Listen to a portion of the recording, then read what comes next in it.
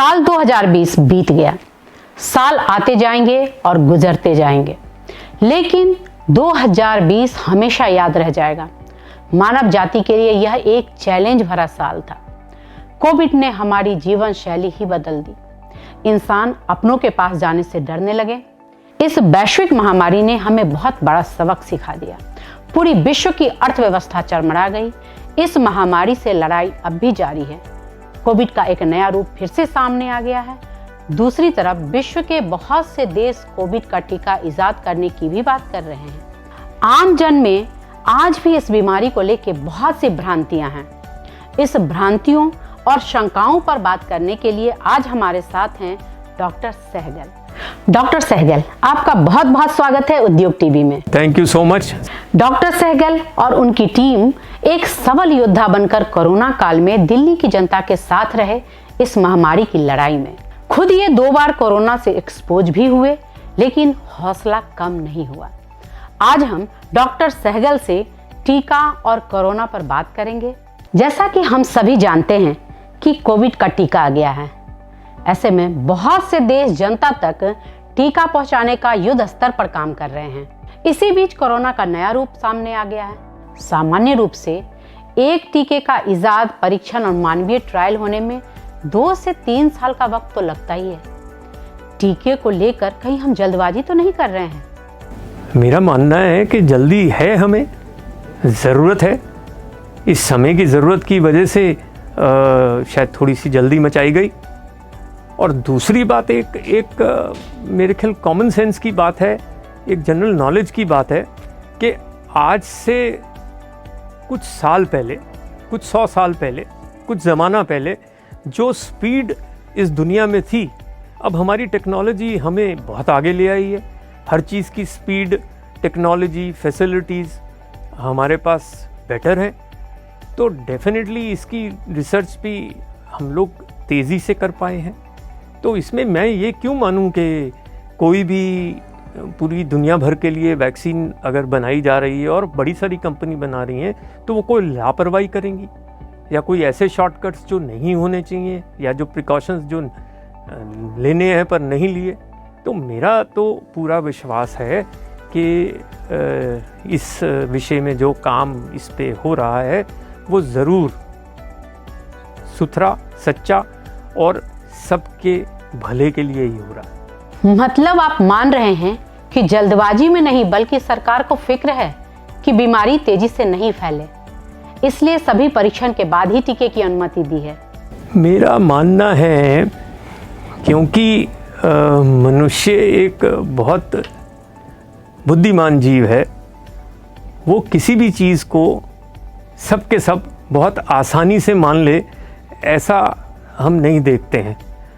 तो अब एक नई चीज़ आई है तो दोनों पक्ष सामने आएंगे ही आएंगे। तो ऐसे भी लोग होंगे जो इसको कहेंगे कि नहीं, हम नहीं करेंगे। पर इस बारे में मेरा जो विचार है, मेरा कहना वो बड़ा सिंपल सा है। देखो, एक WHO की गाइडलाइन है कि अगर, और ज़रूरत है ये इस दुनिया में इंसान को, कि अगर 60 से 70% पॉपुलेशन वैक्सीनेट हो जाए तो जो चेन रिएक्शन है इन्फेक्शन का, उसको हम तभी तोड़ पाएंगे। तो अनलेस एंड अनटिल हम इतने लोगों को वैक्सीनेट नहीं करेंगे, तो ये एक पर्पस जो है इस इन्फेक्शन से, कोविड से बचने का, वो उसमें शायद हम कामयाब नहीं हो पाएंगे। तो करना चाहिए, हमें विश्वास रखना चाहिए। कोई गलत काम क्यों करेगा? मेरा तो मानना नहीं है ऐसा। वर्तमान में टीके की विश्वसनीयता को लेकर एक समूह इसे नहीं लगवाने की मुहिम छेड़ रखा है। यह विरोध भारत सहित अन्य देशों में भी हो रहा है। कितना जायज है यह विरोध? इस टीके को लगाने से किसी की भावना आहत होगी क्या? एक खास धर्म के लोग इसका ज्यादा विरोध कर रहे हैं। तरह तरह की भ्रांतियां भी फैलाई जा रही है। आप क्या कहेंगे? देखिए, मैं तो साइंस का प्रैक्टिशनर हूँ और कर्मयोगी हूँ।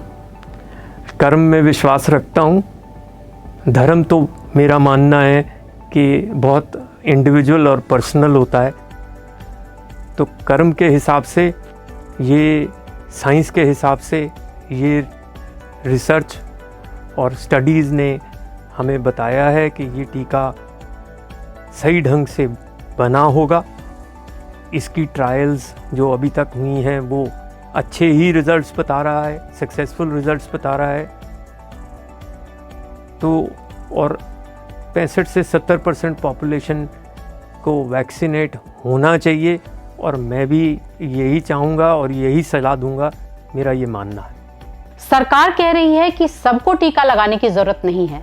एक डॉक्टर होने के नाते आप सरकार के इस निर्णय को कितना उचित मानते हैं? मेरे ख्याल में जो मैंने स्टेटमेंट पढ़ी है ICMR के चीफ की, मिस्टर बलराम भार्गव की, उन्होंने भी ये कहा है कि हम सबको टीका लगाएंगे। ये हमने कभी प्रॉमिस ही नहीं किया।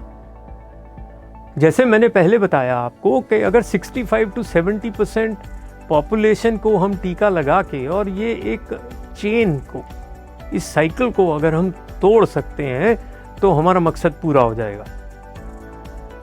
तो वो तो कभी कह ही नहीं रहे कि हम लगाना सबको चाहते हैं। वो तो यही कह रहे हैं कि हमारा एम भी यही है कि हम 70 से 80% लोगों को वैक्सीनेट करें।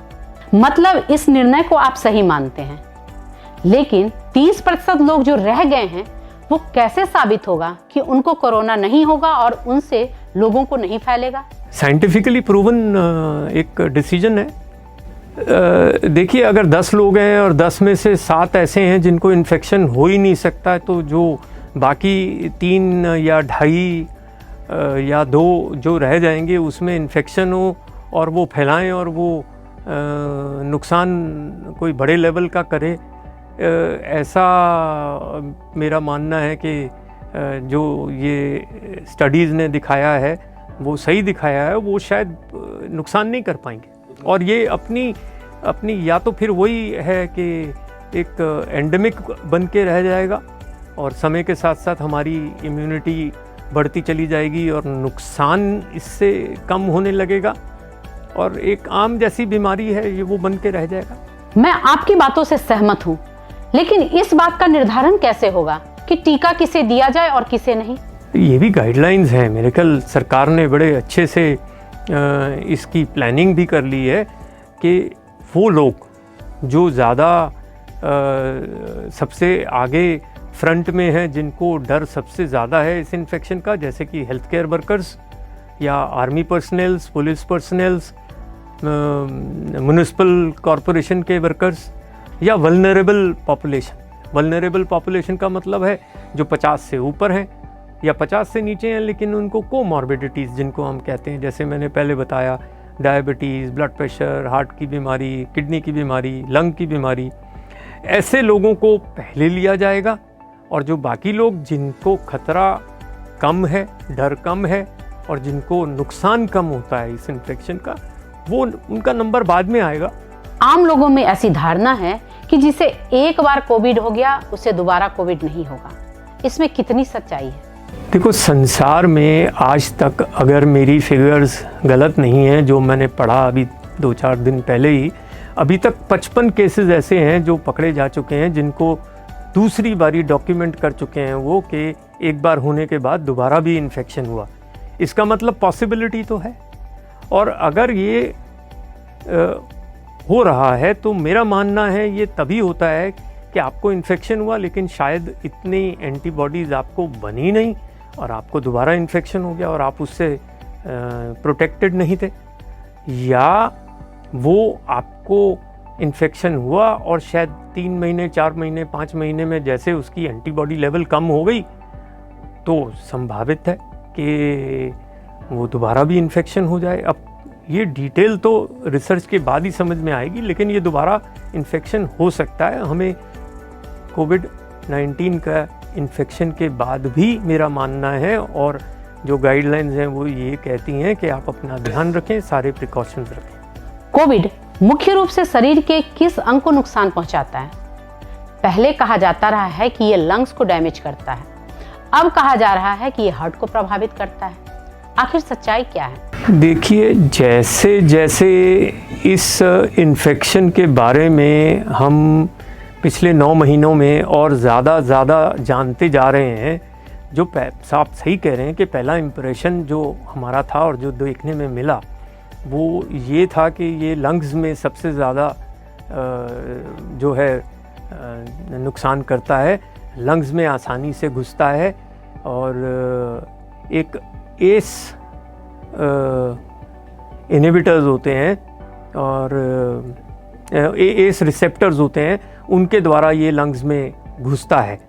लेकिन रिसेंटली जो डेटा आ रहा है वो हमें ये बता रहा है कि कम से कम 25% पेशेंट्स जो कोविड इन्फेक्शन से ग्रस्त हुए उनको बाद में हार्ट की दिक्कत भी देखने को पाई गई और इसलिए हार्ट के हिसाब से भी हमें ज़रूर इसमें कॉशियस रहना पड़ेगा। कहा जाता है कि जिन लोगों को कोविड हो चुका है उन्हें हार्ट की परेशानी भविष्य में आ सकती है। किस तरह का परहेज और सतर्कता बरतनी चाहिए पूर्व कोविड के मरीज को? देखो, कोई ऐसे स्पेसिफिक मेजर्स तो अभी तक नहीं बताए गए हैं, लेकिन मेरा मानना है कि अगर आपको किसी भी तरीके की कोई भी प्रॉब्लम नज़र में आती है, जैसे सांस चढ़ रहा है, धड़कन आपकी इर्रेगुलर हो रही है या कोई छाती में भारीपन या इस तरह की कोई भी आपको प्रॉब्लम आती है, आप तुरंत डॉक्टर के पास जाएं, अस्पताल जाएं। ये लाइटली नहीं लें, क्योंकि कुछ चीज़ें अभी भी हम नई देख रहे हैं और पूरी तरह से एस्टैब्लिश नहीं है, तो रिस्क नहीं लेना है हमने। डॉक्टर सहगल, कोविड का एक नया रूप सामने आ रहा है। ब्रिटेन से इसकी पहचान हुई है। भारत सरकार ने भी एहतियात के तौर पे सारी हवाई सेवाएं रोक दी हैं। कोविड का ये नया रूप क्या है और कितना खतरनाक है? कोविड का एक नया स्ट्रेन अभी इंग्लैंड में उन्होंने ढूंढा है, डिटेक्ट किया है और जिस वजह से शायद हमारी जो ब्रिटिश फ़्लाइट्स हैं वो भी बैन कर दी गई हैं या उनकी स्क्रीनिंग और सख्त कर दी गई है। इसके बारे में जो इन्फॉर्मेशन है वो ये है कि ये इन्फेक्शन बड़ी तेज़ी से फैलता है, लेकिन उतना सिवियर नहीं है, उतना ख़तरनाक नहीं है। तो कुछ म्यूटेशंस की वजह से इसकी नेचर थोड़ी सी बदली है, ज़्यादा तेज़ी से फैलना लेकिन कम विरुलेंस, कम नुकसान, ये इसमें हमने पाया है। कोविड ने हमारे सार्वजनिक सिस्टम पर जबरदस्त असर डाला है, खास करके अस्पताल पर। क्या इस नई बीमारी से लड़ने के लिए हमारा सिस्टम और अस्पताल रेडी है या फिर पुनः लॉकडाउन की संभावना बन सकती है? देखिए, जो लॉकडाउन हुआ उससे जो दिक्कतें हमें आई वो भी सबके सामने है, लेकिन उसका सबसे बड़ा फ़ायदा जो हमारे को सामने आया और जिसकी बहुत ज़रूरत थी मेरे हिसाब से, कि हम तैयार हो गए।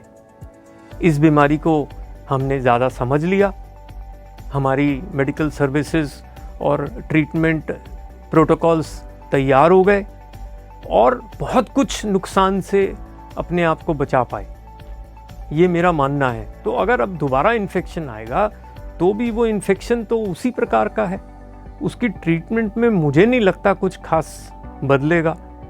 और ये तो हम पिछले 3 महीनों में जब हमारे दिल्ली में रोज़ इतने ज़्यादा 8-8, 10-10 हज़ार नए केसेस देखने को हम लोगों को मिले, तब भी हमने मेरे ख्याल में लड़ाई अच्छी भली थी लेकिन लड़ी और उसको जीता। तो हम ज़रूर, अगर दोबारा, मैं नहीं चाहूँगा ऐसी कोई चीज़, मैं तो भगवान से दुआ करूँगा कि ये हमें फिर से ना देखने को मिले। सब यही चाहते हैं, मैं भी यही चाहूँगा, लेकिन अगर आता है तो मुझे लगता है हम तैयार हैं। लोगों ने भी अपनी तरफ से तैयारी शुरू कर ली है। लोग अब डिज़ाइनर मास्क भी पहनना शुरू कर दिए हैं। कितना सुरक्षित है ये डिज़ाइनर मास्क? देखिए, बेसिकली जो मास्क का पर्पज़ है वो बैरियर की तरह है। तो एक आम आदमी के लिए जो बाहर घूम रहा है, अपने काम पे जा रहा है, कहीं भीड़ में नहीं है, अपने रोज़मर्रा की ज़िंदगी बिता रहा है, उनके लिए मेरा मानना है कि कोई भी बैरियर, अगर 2 जने आमने सामने हैं, दोनों ने मास्क पहने हैं तो वो काफ़ी है। लेकिन हाँ, हेल्थ केयर वर्कर्स के लिए, उन लोगों के लिए जो कोविड से संबंधित कोई भी काम कर रहे हैं या मरीजों को देख रहे हैं, उनके लिए जो प्रॉपर मास्क होता है, जिसको N95 मास्क हम कहते हैं, और जहाँ पे बिल्कुल डायरेक्टली कोविड से डील कर रहे हैं, वहाँ पे डबल मास्क जो हम प्रैक्टिस करते हैं वो ज़रूरी है। एक डॉक्टर होने के नाते आप कोविड के बारे में लोगों को और मरीज को क्या सलाह और संदेश देना चाहेंगे? मेरे ख्याल पिछले 9 महीने में पूरी जनता ने, पूरी दुनिया ने, हर इंसान ने कुछ चीज़ें बार बार सुनी हैं। मैं कुछ उनसे अलग नया तो क्या बताऊं, बस इतना ज़रूर कहूँगा कि कुछ भी हो, बहुत सी दिक्कतें हम सबके जीवन में आती हैं और कुछ भी परमानेंट नहीं होता। आती हैं तो चली भी जाती हैं, और हमें पॉजिटिव सोचना है, घबराना नहीं है, लेकिन सतर्क रहना है, प्रिकॉशंस लेने हैं। वही प्रिकॉशंस जो बार बार दोहराए जाते हैं कि उचित दूरी, मास्क, बार बार हाथ को धोना, जिससे कि हम सब सेफ रहें, आप भी, आपके साथी लोग भी और बाकी लोग भी। आपने हमें समय दिया, इसके लिए आपको बहुत बहुत धन्यवाद।